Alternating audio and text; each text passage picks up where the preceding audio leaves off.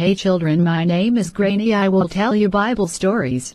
Today I will tell you about Adam and Eve.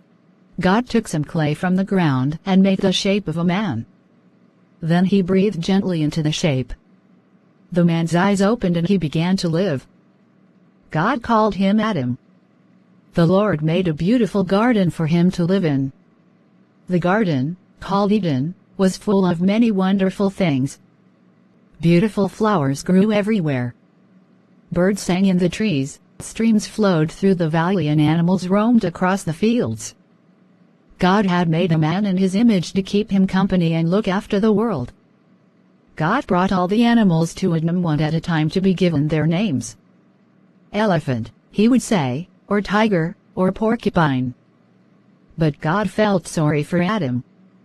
None of these animals is really like him, thought God. He needs someone to share his life. Someone who cares for him and who he can care for. That night, God took a rib from Adam's side and made a woman. When Adam awoke the following morning, he found a wife, Eve, lying asleep beside him. Adam was so happy. He took her hand and she woke up. She looked up at him and smiled. God told the man and woman that it was their job to take care of their new home.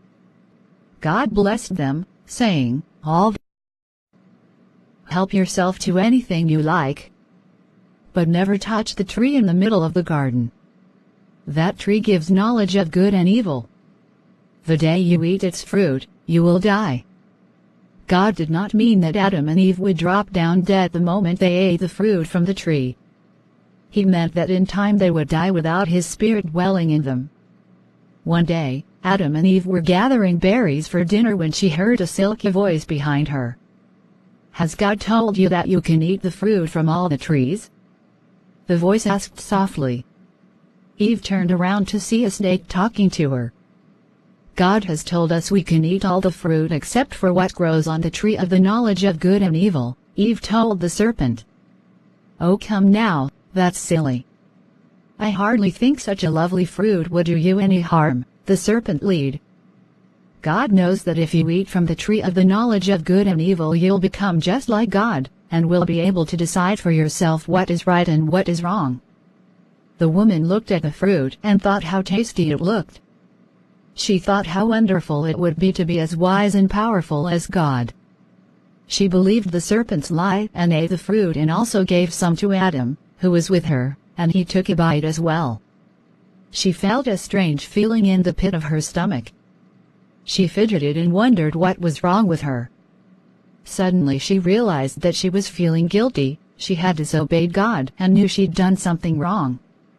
As soon as they ate the fruit, a change came over Adam and Eve. They became unhappy and fearful of God. Adam and Eve heard God calling them. Without thinking, they dived into the bushes, but God knew where they were.